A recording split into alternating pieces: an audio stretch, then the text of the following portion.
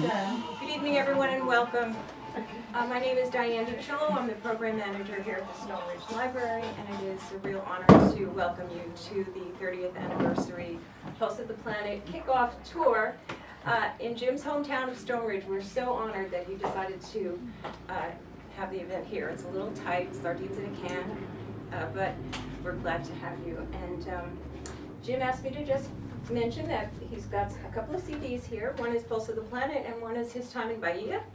He's selling at $12 a pop, and anybody who buys one gets a free poster. And some of the profits will be going to the library as well. We do have some refreshments out there, a wet your whistle kind of a thing. And Jim really does not need an introduction, right? He's really a celebrity. And just the measure of that celebrity. Oh, and please turn off your cell phones.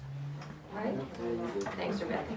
So part of Jim's celebrity in my mind is that we made it into the chronogram, which is really not that easy to do. So I guess that's it. Without more ado, here is Jim Metzner.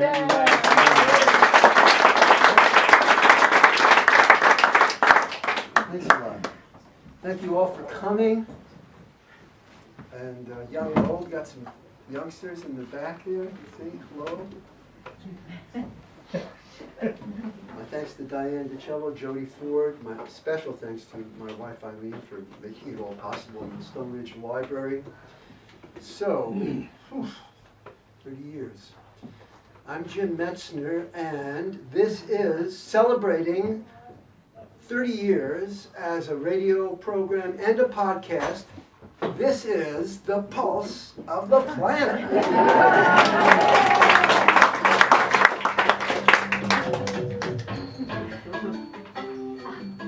How many times have you heard that song?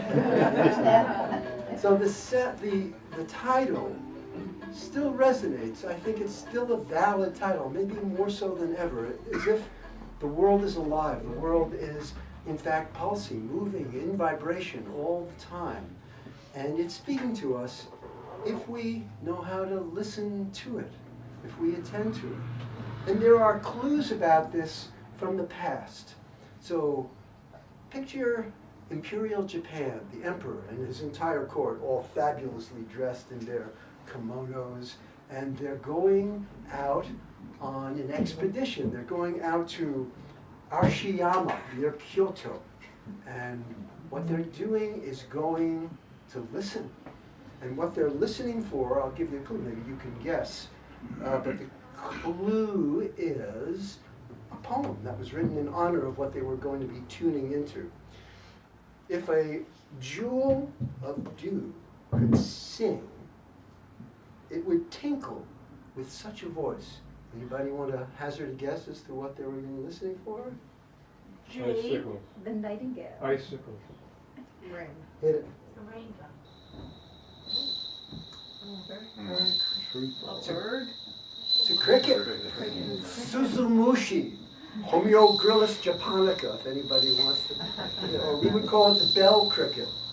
And the members of the court would gather them up, collect them, and they would take them back and they would judge who was the best singers. Great.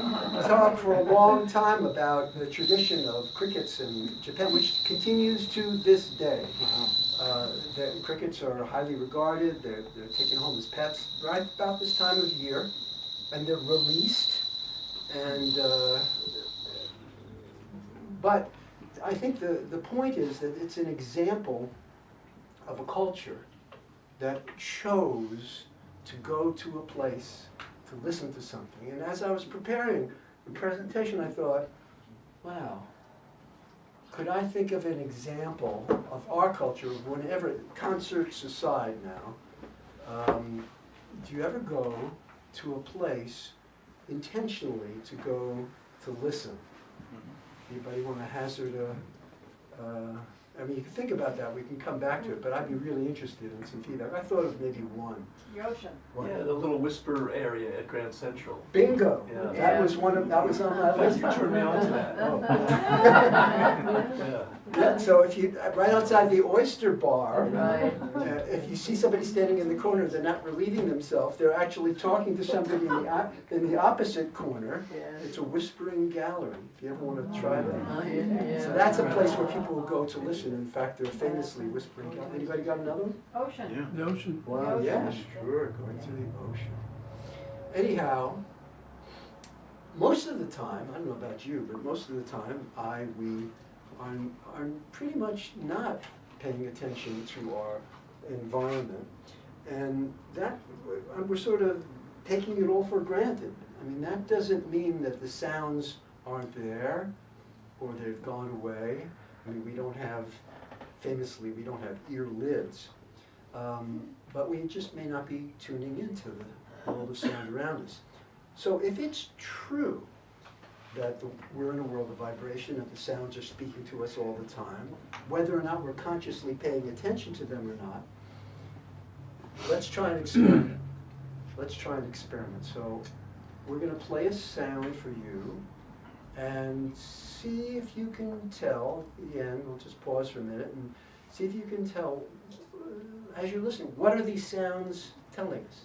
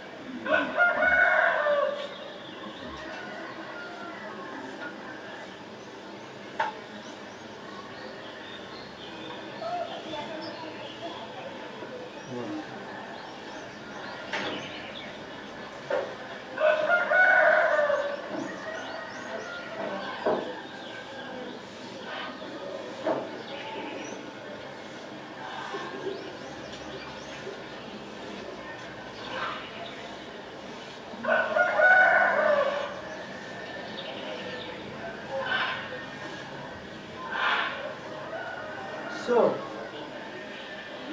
any thoughts about what are those sounds telling you about this particular place? Yeah. Annoying neighbors. Time to wake up.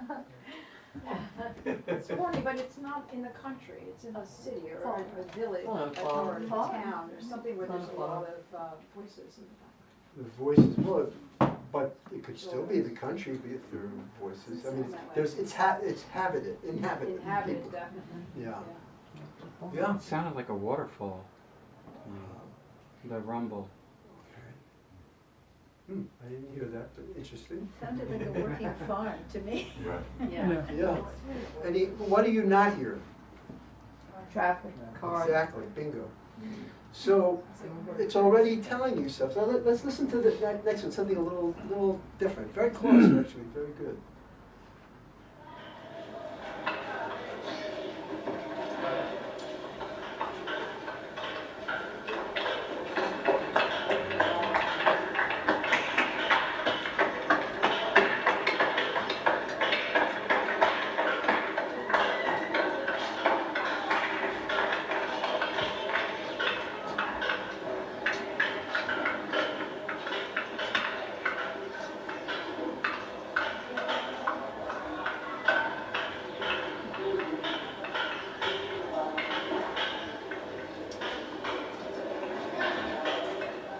It's indoors.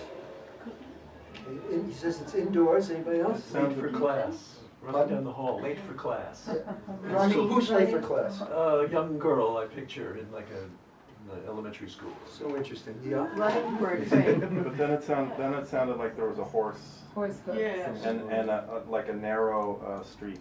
Why did you say young girl? I don't know, cause the shoes sounded Sandals, small and like yeah. leathery and. Nailed it. Yeah? Yeah, well, it's the rhythm of a young girl. But why that sound on her? What's the sound on her feet? What's she wearing? Wooden shoes. Shirley Temple. What? Wooden shoes. Wooden shoes. She's Oh. wearing clogs. Wow. And but what about? But somebody said it was indoors. You think it's indoors? No, What is it? An echo. Anything? it's out on a platform. It's an echo. Platform. So there is an echo, but It's bouncing off walls of a narrow street, like a cobblestone street. close, very close. Anyway, you guys are great listeners. It's a courtyard, and so courtyards are sort of halfway between indoors and outdoors. So you get that reflection thing that you're talking about. And by the way, it was a working farm. You nailed that too. But I got to listen to it again about the waterfall. I'm not so sure about that. So these were relatively subtle, nondescript soundscapes. And frankly, I love that, the sounds that really don't make it into the programs but sort of end up on the cutting room floor. I collect them and go back and listen to them and see what's there, what are these sounds telling us. But there are sounds that sort of grab you by the ears and demand to be listened to. Sounds that almost require to be remembered and shared, recorded and shared. Well, that's what sound recordists do. We attune to the world of vibration in the same way that photographers are taking an impression of the visual landscape. So there's a photographer named Miner White. You know who Miner White was?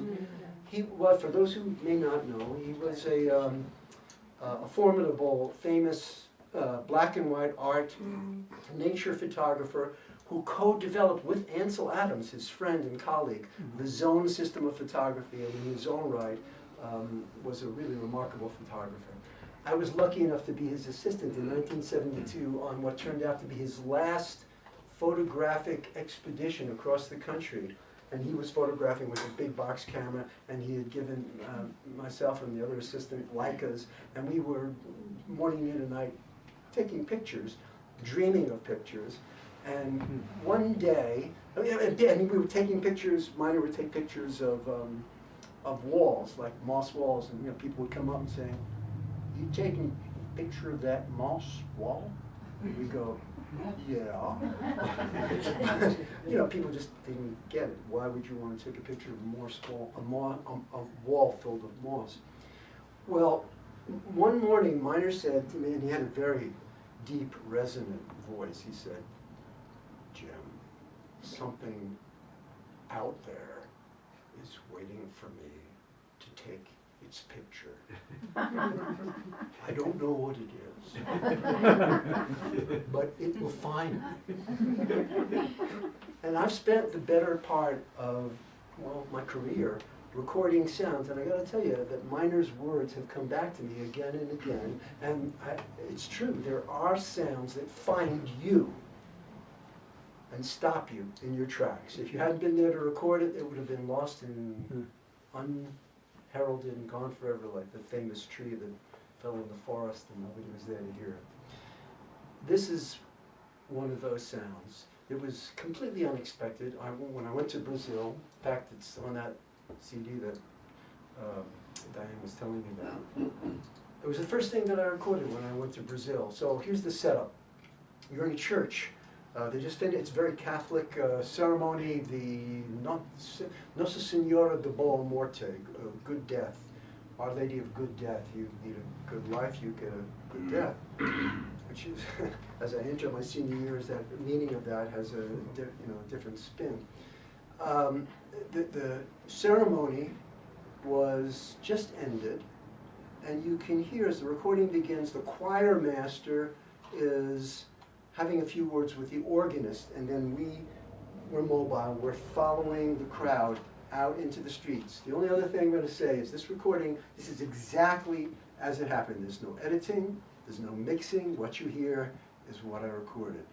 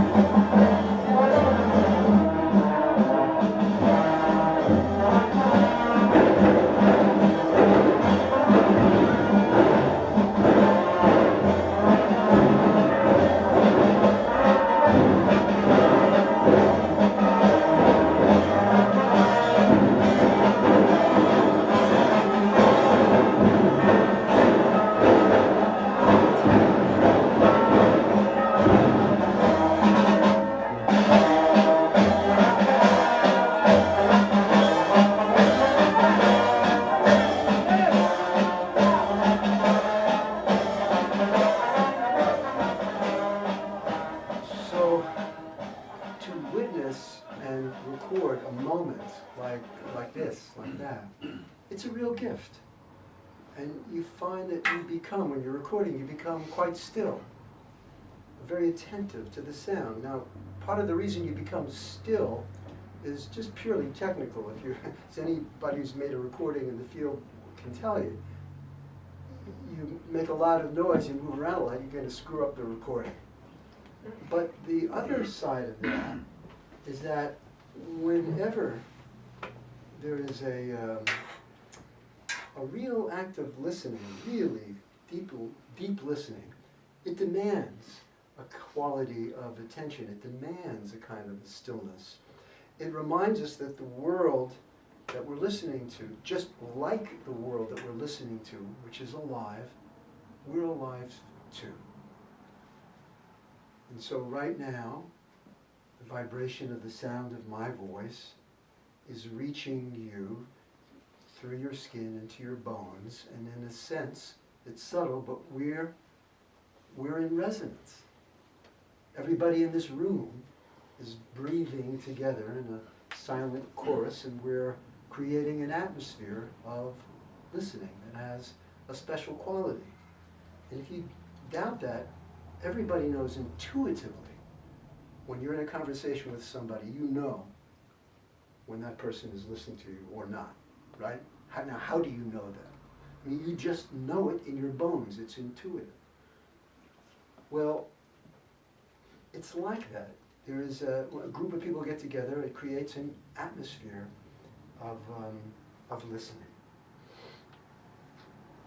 Now, maybe we're not alone. I don't think it's maybe. I think I know we're not alone, we human beings, in this capacity to listen.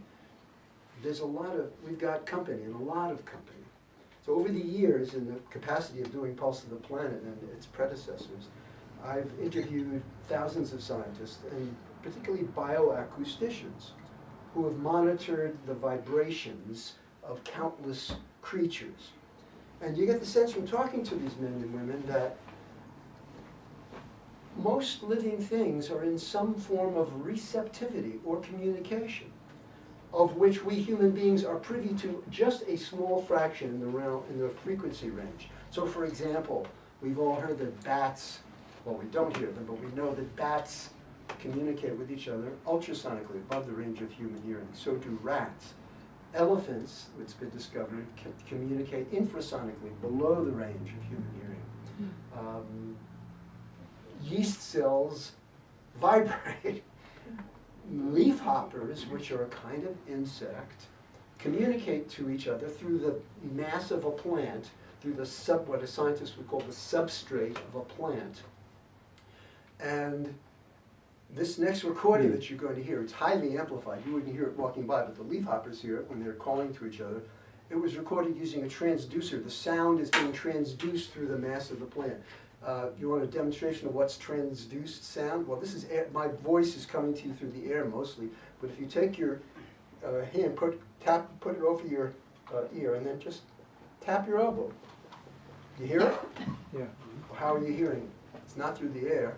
It's coming through the mass of your bone, being transduced through the same phenomenon.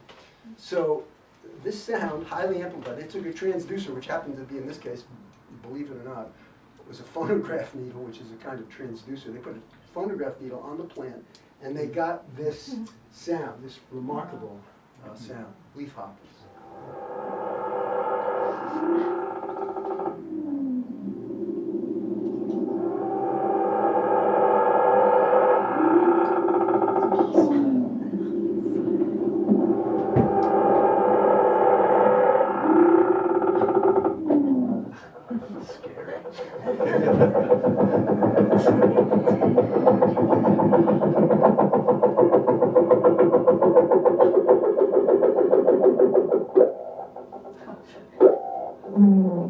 That's the other one. That's a call.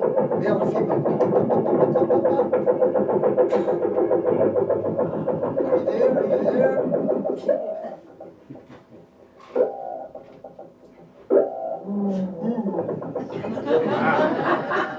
Kind of romantic. It's like 1950s music on credit. Yeah. Wow.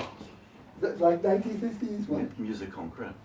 Yeah, right, except nobody, this is the hand of nature without anybody messing with it. So, of course, there are insects that we can hear, like cicadas and crickets. They are among the voices of nature that serenade us, often in evenings. Of course, around this time of year, you're going to hear the crickets, along with amphibians. So this next one, this is a taste of a nighttime chorus recorded in Brazil's Pantanal, the largest wetlands in the world. It's not just in Brazil, it borders a couple of other countries which escape my memory. I think Argentina is one, Chile might be one. It's right on the border of a couple of countries. Paraguay. Paraguay? Yes. Uruguay. Anyway, the Pantanal, a cornucopia of wildlife, and this is what it sounds like at night there. Now, when we listen to it, just as another experiment, maybe especially those who are lucky people sitting in the middle, see if you can get a sense of the spatial, like what's, it's the three-dimensionality quality, the three-dimensional quality of sound, and also the textures, and maybe even the pictures, the images, not necessarily of what that is, what it is, but what the images it makes in your mind, what the sounds themselves may bring forth.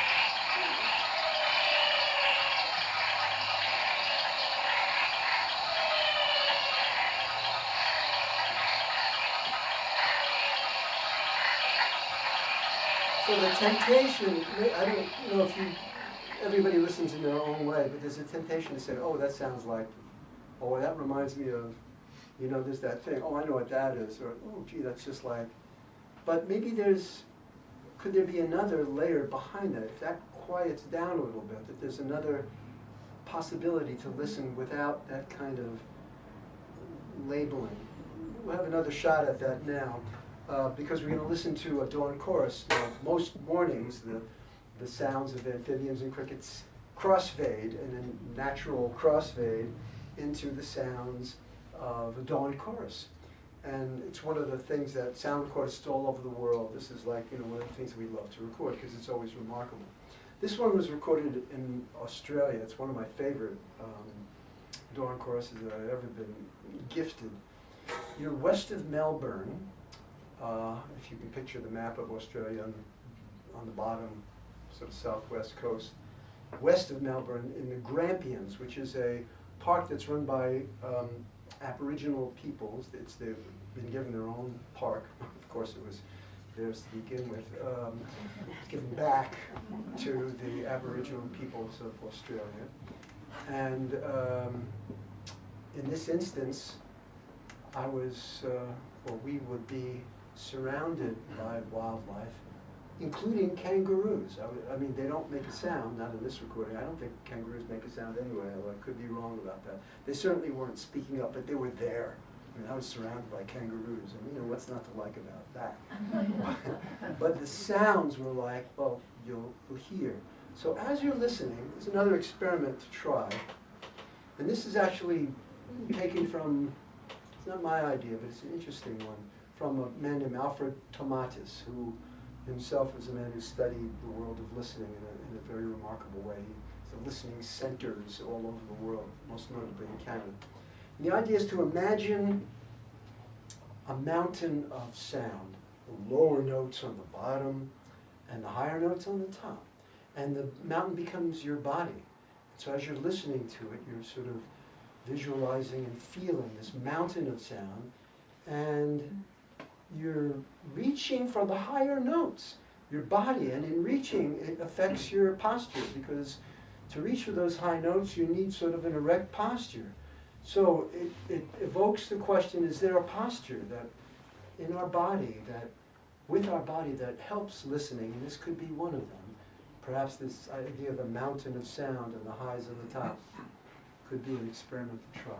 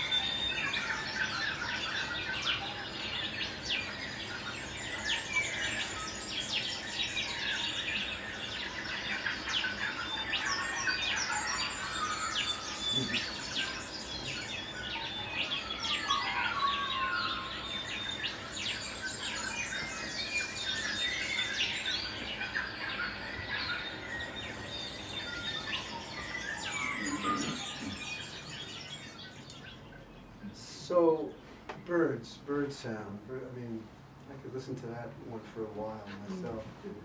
But there's a level of complexity to bird song that we're usually not aware of unless we slow it down. So what you're going to hear now are the sounds of birds that we hear in our backyards. Wood thrush, or the wood thrush family. I think there's a hermit thrush and a veery in this recording. You're going to hear them first at normal and then slow speeds. We'll let the birds speak for themselves. Just normal speed, and then it's slowed down.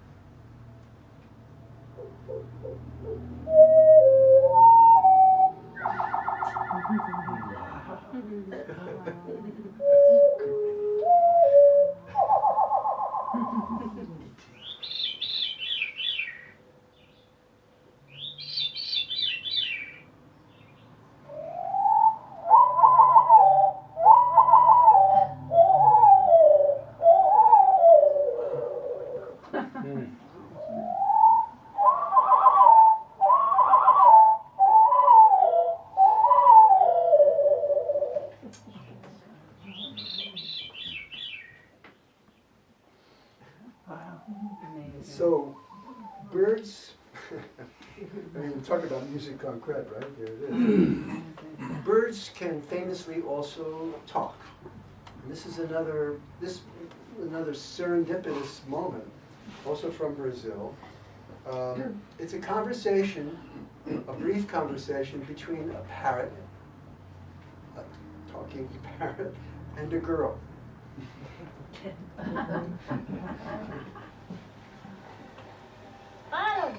That's the girl. That's the parrot.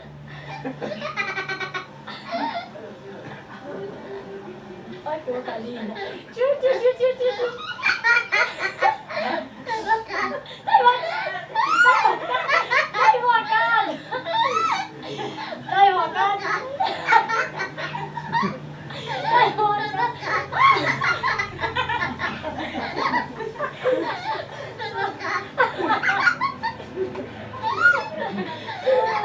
invocado. Dai invocado. Dai I've heard that 100 times. It still cracks me up every time I hear it. So, it means I'm mad at you. You're mad at me? I'm mad at you. So you've made this memorable recording. You've been given this gift, this little nugget of audio gold, and you're just dying to share it. And the act of sharing, of course, is an imperative that we have in common with virtually every other living thing on earth, this need to connect, to be heard by others. In this instance, the fact that you received something, were touched by it, and you just want to share it with somebody. It's what you tuned into. So now you search for a context which other people can hear what you brought. What do you do? Well, will anybody even care or want to listen to it? You could put it on a CD. These things are CDs. Nobody buys CDs at all anymore. Please prove me wrong tonight on that one. But you could make a radio program out of it, or you could make a podcast, which is a whole new ball game in terms of reinventing what radio is, and sort of reinvigorated my career. Pulse of the Planet is now a podcast. So here's an example of one way that you can approach this, and that's to frame the sound in a story. So this is an early Pulse of the Planet program of a sound that's framed in a story, and this is also something that I just love, that explains itself pretty well. A group of pilot whales had beached themselves, and now as the tide was falling, word was getting out, and Cape Cod's ad hoc army of volunteers was coming to the rescue. I'm Jim Metzner, and this is the Pulse of the Planet. Right now the tide is going out and these animals are going to be high and dry for the foreseeable future. That is either until the next tide comes up to float them 12 hours from now, or until we can pick them up and move them. We're checking out the area right now looking for pools that may remain after the tide goes out. We may be able to move them and keep them in those pools. That would be the best scenario. Dave Wiley is with the International Wildlife Coalition, one of the many environmental groups that come together during a whale rescue. Right now we're covering them with blankets and sheets. One, to keep the sun off them and to keep them moist, and also, in some degree, help them control their body temperature. They can quickly overheat in a situation like this, so it'll keep the water on and keep them cool. Or in some cases, if they go into shock, they can start getting cold. In that case, we'll use other things. We'll put more blankets on and try to keep them warm. Why expend all this effort to save stranded whales? Why not let nature take its course? Well, we don't know what nature's course is, and so it's very difficult to stand back and just say, well, this is nature's way. It's like when people in India, they say, well, it's somebody's karma to drown. Well, maybe it's your karma to save them. That's kind of a roundabout answer. But right now, we're doing so many negative things to the planet that it's nice to have one thing that you can do that has maybe a positive influence, and this certainly does. It's true. After a while, I put down my microphones and lent a hand in the rescue operation.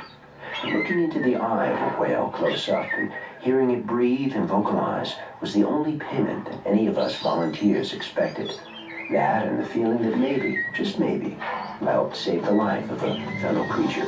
This archival program is part of our 30th anniversary celebration. If you want to hear more, check out our podcast.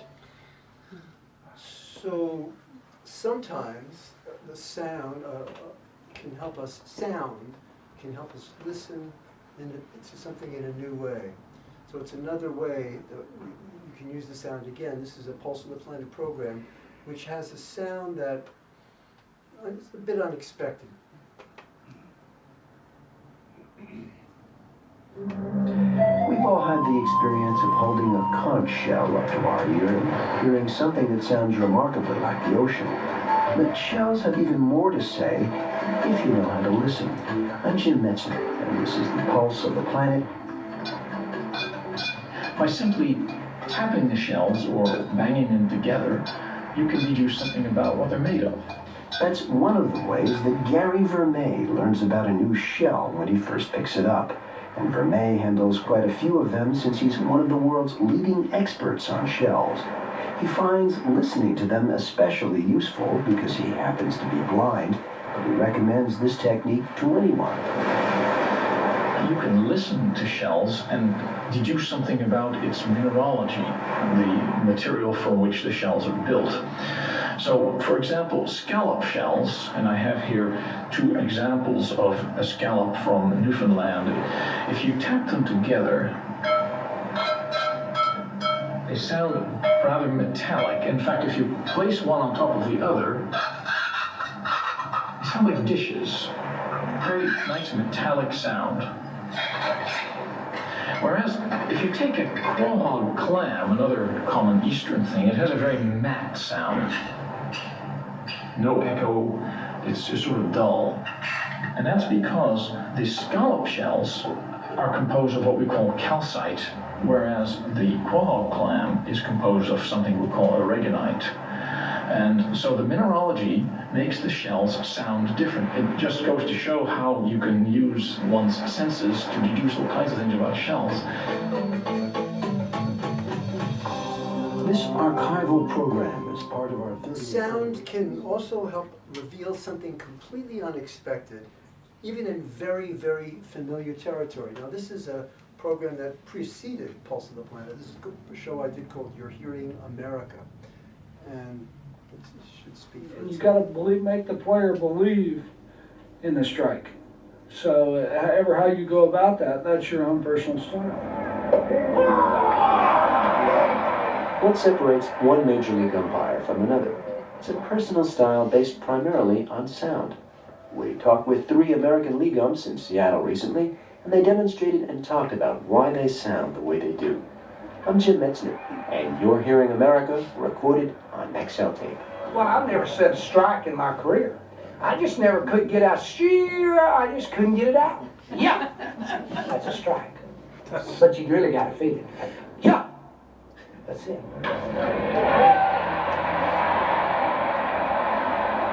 Mine is one I just go like that, and the strike 3 is just I'll reach in and pull back, and it's like that. Looks like a karate move, but it works.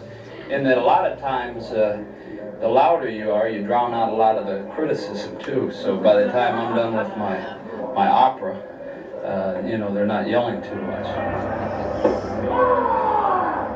And my particular deal is just, yeah, 3 would be strike 3. Three? 3. And we call them from our heart. Basically we don't care who wins the ball game. So the idea is to go out there and try and get in as little trouble as possible. And if you're aggressive out there and you sell yourself, a lot of times you'll stay out of arguments by being aggressive. My thanks to American League umpires Larry Barnett, Durwood Merrill, and Rocky Rowe. I'm Jim Metzner, and You're Hearing America, recorded on Maxell tape. Maxell. Were they your sponsor? Yeah. It was my first national sponsor, and it was totally organic. I was recording on Maxell tape. I just called them up I was working at KYUU in San Francisco, and I had this, I wanted to get out of what I was doing and scale up. 3 telephone calls, I had a national radio series. It's never happened again. But the guy got it. He got it. I said, hey, I use your tape. Let's do it. That was the only advertisement we did. We just said it's recorded on Maxell tape. Cassette or Nagra or what will you? Cassette. Cassette, yeah. Cassette, which has turned out to be one of our most robust mediums. Was it metal tape? I was never in love with metal tape, but I did use it I tried everything. I did use it from time to time. Anyhow, sometimes certain sounds, certain places beckon to us. And when you go to record there, it's like you really get the feeling like you're being pulled along and the sound is taking you on a journey. So like I say in NPR, we're going to immerse ourselves in a journey. This is a journey to Morocco, one of my favorite places on the planet, and it's Fez. Anybody ever been to Fez? Yeah, so it's one of the oldest continuously inhabited cities in the world, maybe the oldest.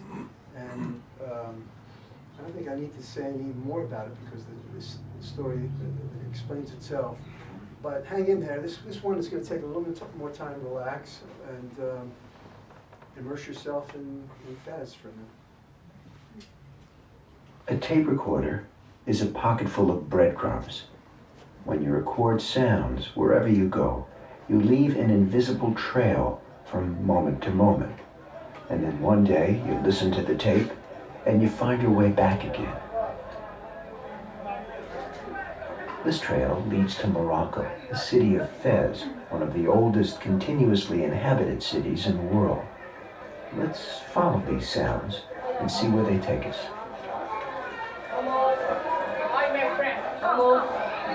Fez is really 3 cities.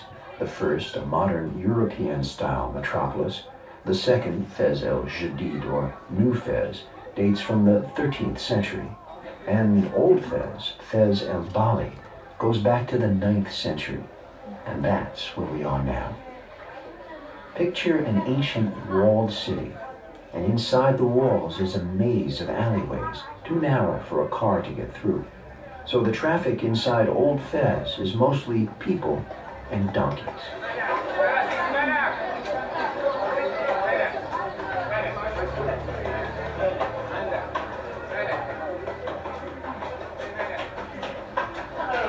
Balak is the donkey driver's equivalent of a car horn, and it means out of the way.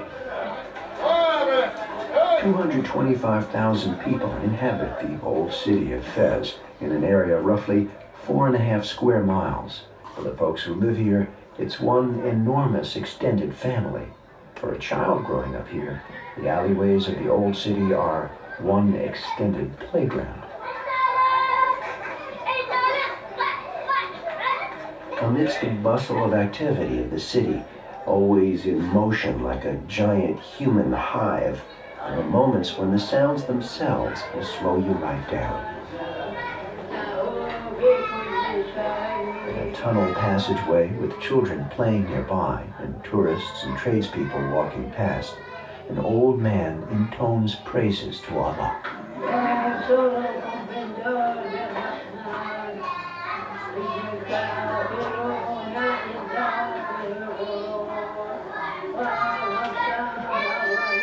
Morocco is an Islamic country, and in Fez's Medina, that's another name for the old city, there are literally hundreds of mosques. 5 times a day you can hear the call to prayer throughout the city, but probably the best place to hear it is from a rooftop, where it's just you and the pigeons.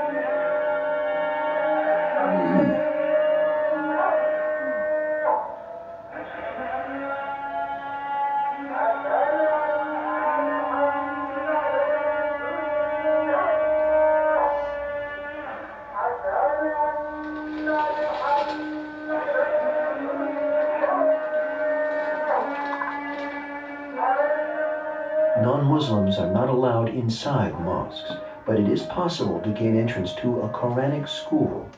Men who live and work in this part of the Medina come here to pray, but before they do, they remove their shoes and wash their feet, hands, and face at the fountain in the school's courtyard.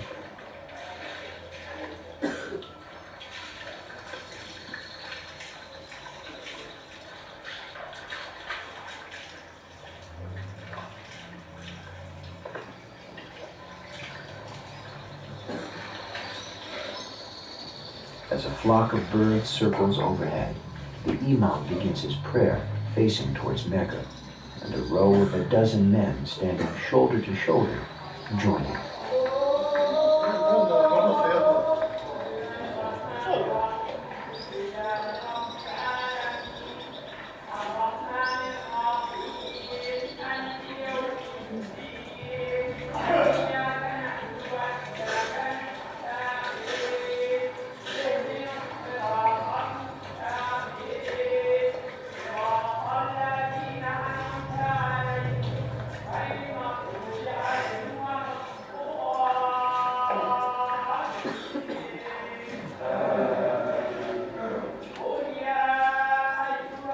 Outside the courtyard of the Quranic school, the life of the Medina hums right along, and it's easy to be drawn through the alleyways and tunnels from one sound to another.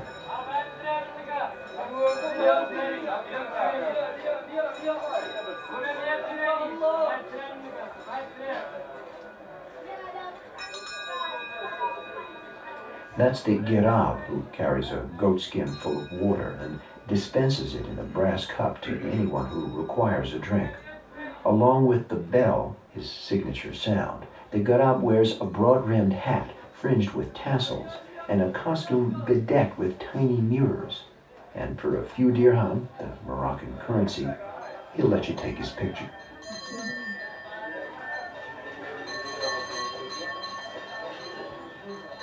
The passageways of the old city are lined with stores and stalls selling a mix of modern and more traditional goods. Foods of every description, but most especially dates and olives, spices, clothing, hardware, dry goods, school supplies, electrical supplies, video games, and cassettes. There are boomboxes everywhere here, and they compete for a niche in the raucous soundscape.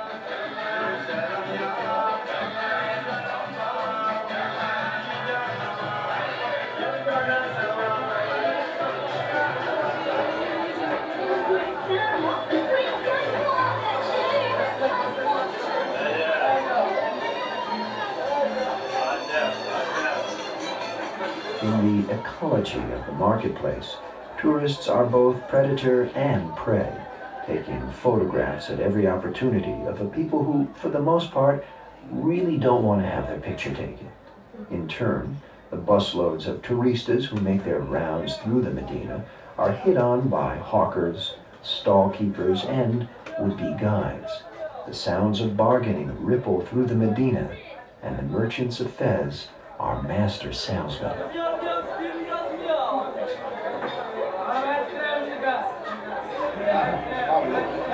This is old pieces. Bronze, old bronze. 50 dirhams. It's not the deal that is important, it is your friendship for next time perhaps. So, money is not 600 dirham, you won't regret, and it's a nice. There are subtler sonic delights in the old city, somewhat off the beaten pathways, like the sound of grain being sifted before it's ground into flour.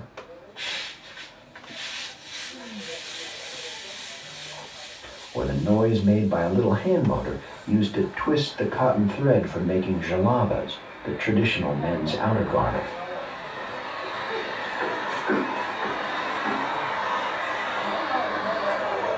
Fez has a rich tradition of craftsmanship. Whole sections of the old city belong to artisans who work in brass, stone, textiles, wood, and leather. In the Place Safarin, the stone chiselers work nearby the men who hammer the designs on brass trays. And sometimes it seems as though the rhythm of one is picked up by another.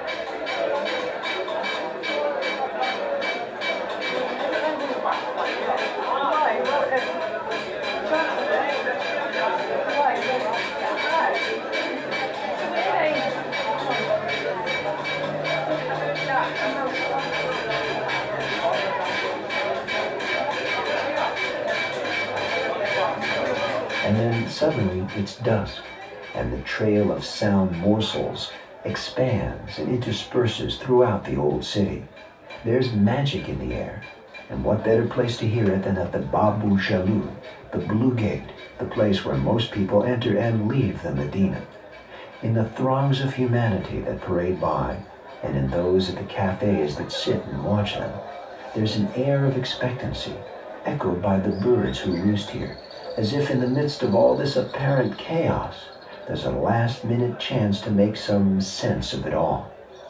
And for a fleeting moment, the music that is hidden in all sounds reappears.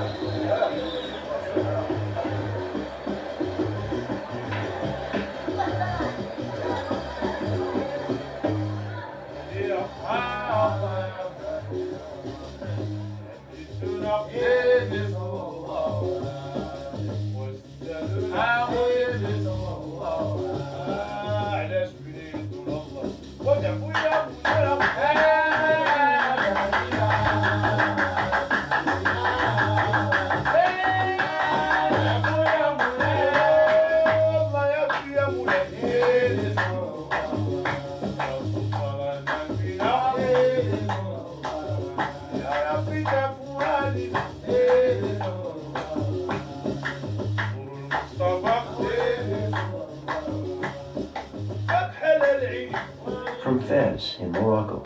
I'm Jim Metzner, a savvy traveler. So our journey together continues just a little further with the idea that songs and stories are among the gifts that we've been given as guides to help us navigate through our collective journeys. So for example, some Native American tribes, as you may know, have song carriers, people who are then entrusted or responsible for keeping and sharing certain songs over time. Storytellers carry the tales of our ancestors and our times. And a great storyteller invokes a very special quality of listening. I can go forever without repeating a story. A story from all over, because I am a storytelling cat. That's what I am. You're hearing Boston on WEI-FM. In the next 2 minutes, we'll talk with Brother Blue. I'm only known as Brother Blue. Nobody calls me anything but Brother Blue except my mama. You know how mamas are. I named you Hugh Isnos. Okay, Mom. On a sunny day on a traffic island in the middle of Harvard Square, there's a man all dressed in blue, with bells and ribbons and butterflies all over him. Brother Blue begins telling stories to anyone who will stop and listen. Already a crowd is gathered, and magically, someone begins to sing. It's winter time! It's winter time!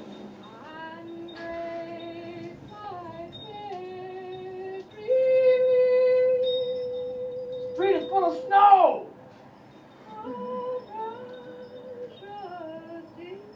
Mama's singing! Oh! Melting snow!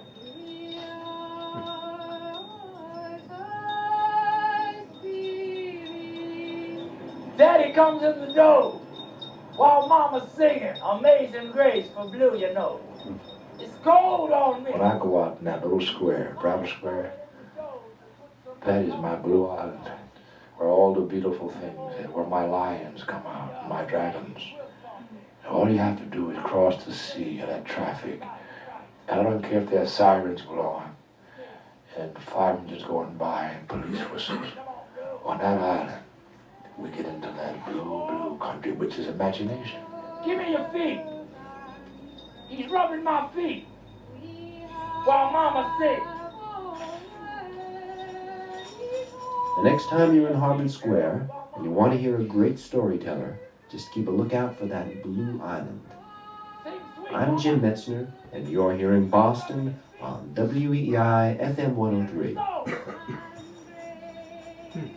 It's possible to tell a story, to transform the listener and the teller of the story, and I believe they can transform the world. That was one of my first series was You're Hearing Boston. So you could say that song carriers and storytellers are both organic sound archivists. And what I'd like to suggest is that each of us, in his or her own way, is a sound carrier, because we carry vibrations inside of us that have left a deep impression. Each of us has inside of us a repository, a unique library of memorable sounds that we've heard in our lives and which return to us, called forth, accompanied usually by waves of nostalgia. So I spent a year doing interviews, asking people a simple question. And it was like a question that was like, when it hit, it was like striking emotional gold. The question is this, and I put it to you, and we can talk about this later. This is the last piece we're going to do. Is there a sound that you've heard in your life, sort of sound that entered and never left, a sound that you could still hear in your bones, a sound that left a deep impression? What might that sound be? And the challenge for me was to then collect and recreate these sounds. And the story ran on All Things Considered, and it got a lot of mail and calls. Anyway, this is an excerpt from Sound Memories.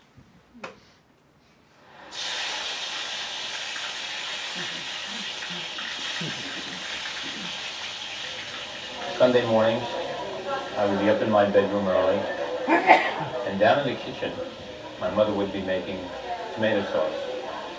And after the oil would heat up with the garlic, she would pour the tomatoes in. And as soon as the tomatoes hit, there would be a sizzle. And I would hear that sound, and the entire house would explode with this wonderful aroma and the scent. And I never left me. And I could almost taste it as I hear it.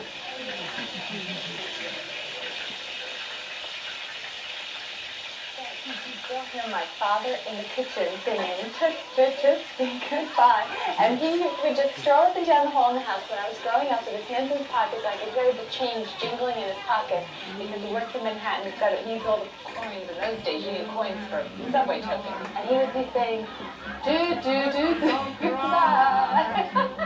Toot toot toot, say goodbye.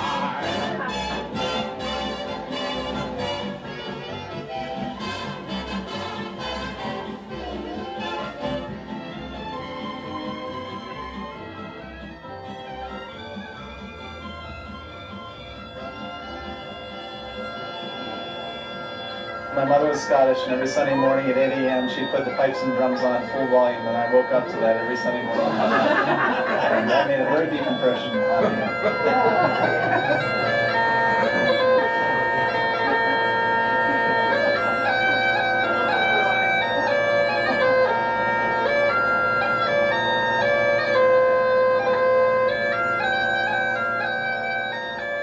me. It was sounds that got you out of the house. Maybe they drove you out. Maybe they drew you. Now, listening back, they're inviting you again. The fire alarm, the ice cream truck, the card that your friend attached with the clothespin to the fender of his bicycle made it sound like a motorcycle. Or the first time you ever went somewhere, just to listen to the sounds there. It was underneath the Brooklyn Bridge.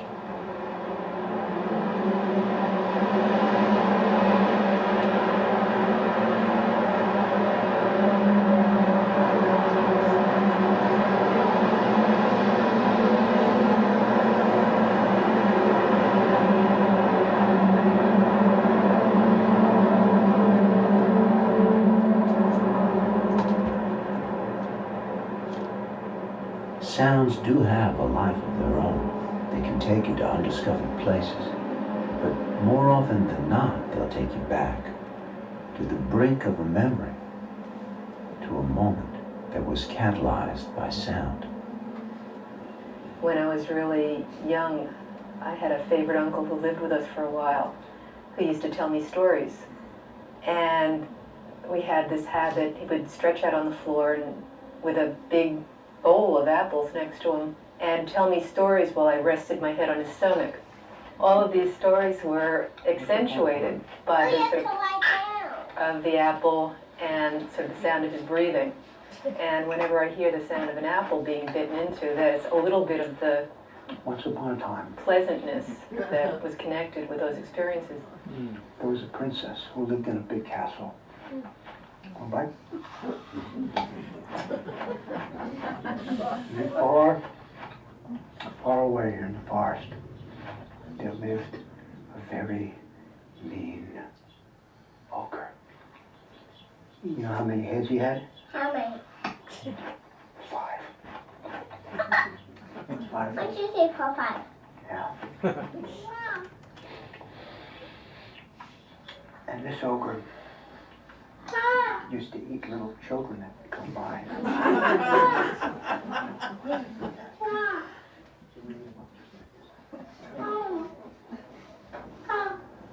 Just several years ago, on the west coast of British Columbia, I found an abandoned seal pup and spent the night with it sleeping on my stomach.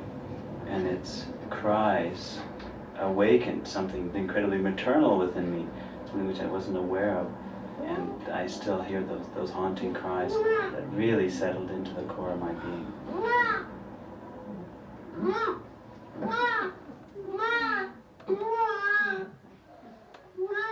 Growing up in Algiers during the war, 1959 to 62, we lived in Hydra in the southern part of the city, and periodically there would be bombings, and those would happen mostly at night.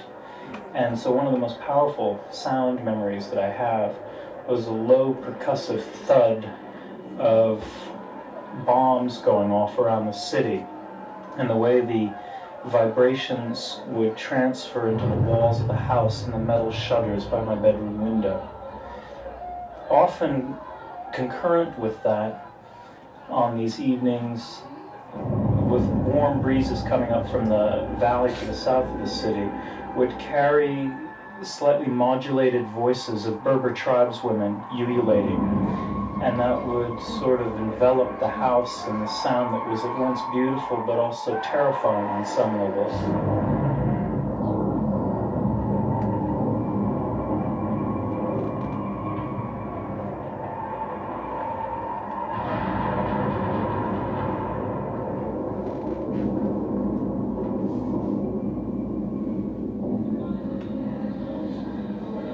Long ago, it was in around 58, 59. We were all outside in the garden. It was late, maybe midnight. And suddenly, looking to the star, we saw three objects, three lights in the sky. And it was coming I from first heard the left sound, I thought it was maybe a low-flying jet. And then I thought, well, maybe it's a couple of low-flying jets, and then it sounded really like a fleet of low-flying jets. And then, you know, we ran outside to see this light in the sky, and it was coming from left to right. But the most strange of all was the sound. It was like something in the wind, something between the wind and something metallic.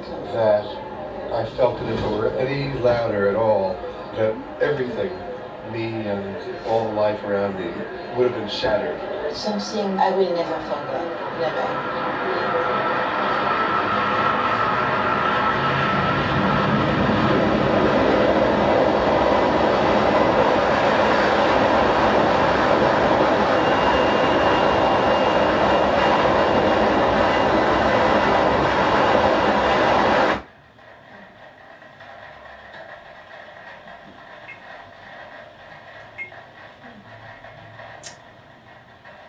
So, fellow sound carriers, we hope that you will share some of your questions and sound that you may have brought. I think we actually have a couple sounds that people have brought, and there's a sound that you have brought, and we want to hear it. But I want to first start off with an invitation to one of our local treasures, actually, a musician who is a remarkable musician who actually carries a rather extraordinary sound, and it's Tim Hill. And Tim, would you care to do your thing a little bit and bring us the sound that you have, if you want to share?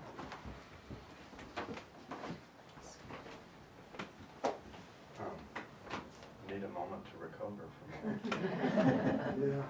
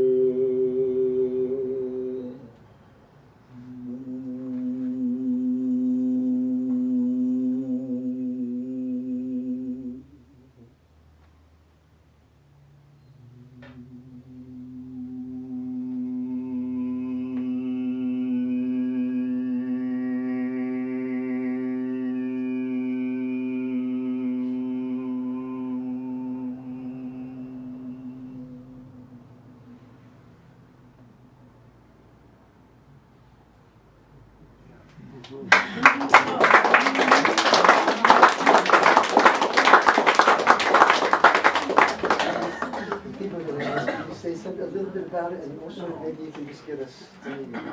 Yes. So this kind of singing is inspired by a traditional art from Central Asia. That was my first inspiration 40 years ago. First by hearing Tibetan monks, and later hearing Mongolian and then Tuvan throat singers. And basically what the singer is doing is using the natural resonant cavities that are built into our bodies to amplify the naturally occurring overtones of the sound. So one thing I'll say about that is that sound, every sound you hear is really a composite of sounds. It's really a whole spectrum of sounds. So every note, every musical note, whether sung or played by an instrument, is really a whole spectrum of sounds. So this is a way of amplifying that spectrum. And so a very simple way into this is using using something that we're already doing all the time naturally, which is just saying a sound that goes through a sequence of vowels. And so the easiest, I'm inviting you, Jim asked me to invite you all to try this with me. So if we can agree on a sound, perhaps, if most of us are more or less singing on the same note, that's a good thing. So maybe we can try singing the note I was singing.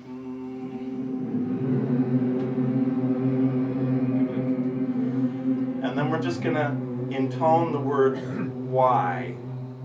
And the word Y is really a sequence of vowels: U, O, A, A, E. So we're saying, we're not asking why, we're saying this sequence of vowels.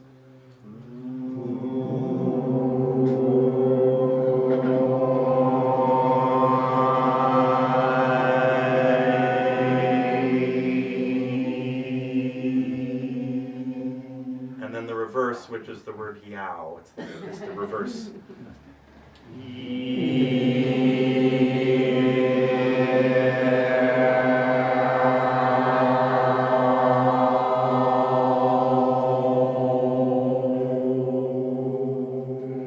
And if you try this very simple exercise in your favorite resonant space, whether it's a cave or a tunnel or your shower or inside your car, you'll hear things in your voice that maybe you didn't hear before.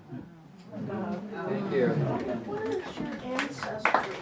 Mostly Irish. But somewhat unknown. The Irish, you know. Yao and Y. So, thank you, Tim. And hopefully, I think this is, the whole evening is really raised, we can hope, our collective antennae a little bit. So I wanted to ask you, actually a couple of people who brought in sound. Did anybody else bring in a sound? You got one? Well, I'm always recording environmental sound on my own phone. What form did you bring it in? Okay, we give it to Eileen, and while we're talking about it, she'll cue it up. While they're queuing that up, we have two other sounds. Any sound memories? Anybody have sound memories? Yeah. 40 years ago in a little pizza shop in Rochester, drinking a cup of coffee as the granddaughter of the owners was putting the myna birds to bed.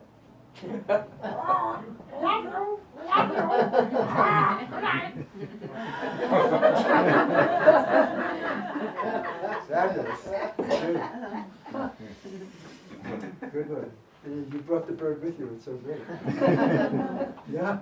Yeah, so I can't make this sound, but and I haven't thought of it in years, but when I was a little girl, whenever we got out of the car, my mom would take her keys and pick up the mail. And the sound of the paper and the key is just with me forever, along with the smell and all kinds of other sensations. But that sound, and it happened every day. Sure. So. Oh, interesting. I had one with my mother who was vacuuming the staircase. I mean, it's seemingly prosaic activities. Who would think that getting the mail and putting the keys would leave such a deep impression? Who would think that vacuuming the stairway, which was done, by the way, with this torpedo-like Electrolux. But I remember the sound. It can still stay with me. And the smell and the heat of the Electrolux. And yet, yeah. My all-time favorite sounds is back when I was allowed to have cats. That is prior to 20 years ago. When a cat would be sitting on your chest, like at night before you'd fall asleep, purring.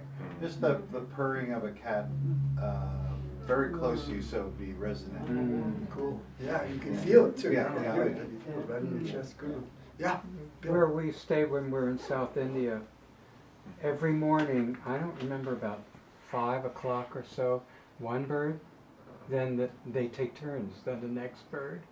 It's as though they like stand in line waiting for their turn. And there's one bird, well, there's one called the metronome bird that goes all day.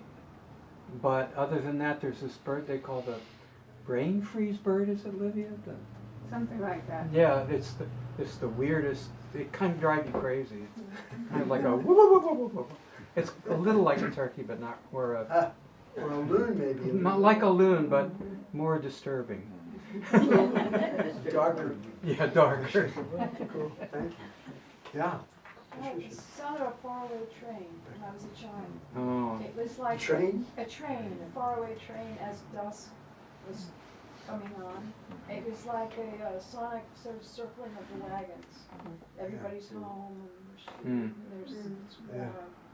A lot of people have that. In fact, if we played the longer piece, Sound Memories, that was an excerpt. One of the first ones was exactly that, the train. A lot of people had that, for sure. So, yeah. So, growing up in the suburbs, it was just sort of typical kinds of birds. And so when I moved to the mountains, and in the summertime, hearing the veery for the first time. The veery. And then, long ago, we used to hear many veeries. Yeah. They're quite rare. Or it changes, I guess, with the migratory patterns. But it was great. Yeah, Slow they're in the down. family. That's right, the Woodrush family, good one. I bet you never heard it slowed down before, though, right? Yeah, actually.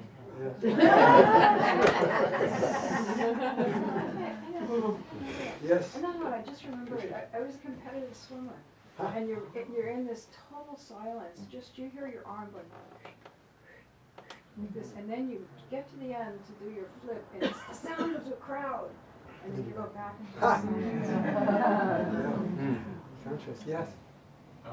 When I was in high school, my father came home one evening and put a record on while we were having dinner, and it was the sound of alley cats fighting.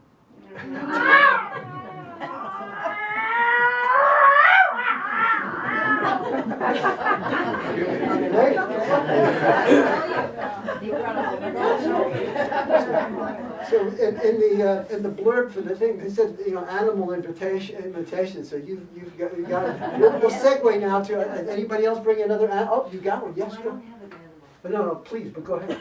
I did my doctoral research in a Tibetan refugee camp, and the people had to work in the fields during the day. So late at night, they would do their